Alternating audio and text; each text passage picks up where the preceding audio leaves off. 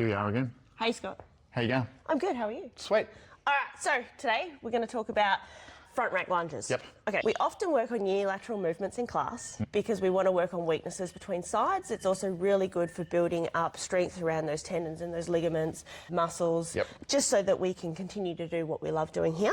One of the movements we are focusing on over the next few weeks is our front rack lunges. Yep.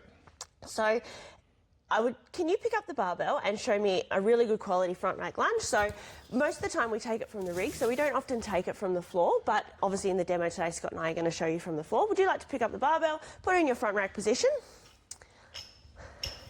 On our front rack lunges, we are stepping forward, elbows up nice and high, knee to the floor, driving through our glutes to stand back up. Okay, so in the front rack lunge, it is very quad dominant, but we are also thinking about pushing through our glutes to make sure we stand it up. Just want to show me a couple more good reps.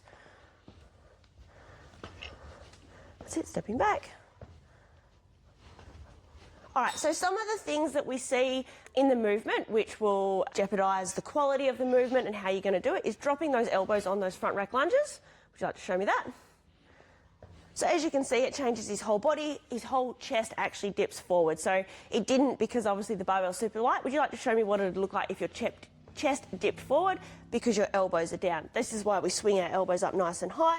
If you don't have the mobility, we do talk about bringing our arms out a little bit wider and rolling that barbell onto our fingertips. That will allow us to keep those elbows up a little bit higher and keeping it across the shelf on our collarbone. Another issue that we notice is that people take a really big step, too big of a step,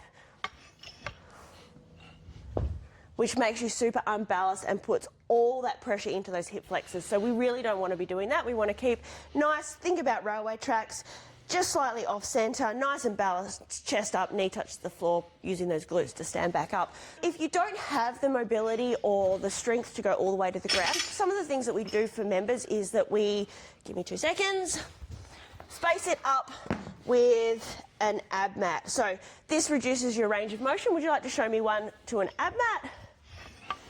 Step over the top.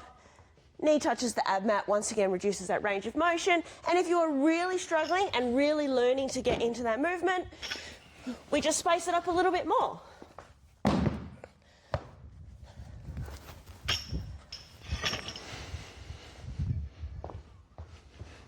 Okay, and then driving through those glutes, stand up, back up. So it doesn't really matter if you are new to the gym or if you've been here a long time or you've got some injuries. We do find a way to work around the unilateral movements. A lot of people come in and go, I can't do lunges because I've got bad knees, but there is ways that we can work around it. Another really great alternative that we do for people with lunges is that we can do raised toe back squats or raised toe front squats. So the barbell goes in the front rack position.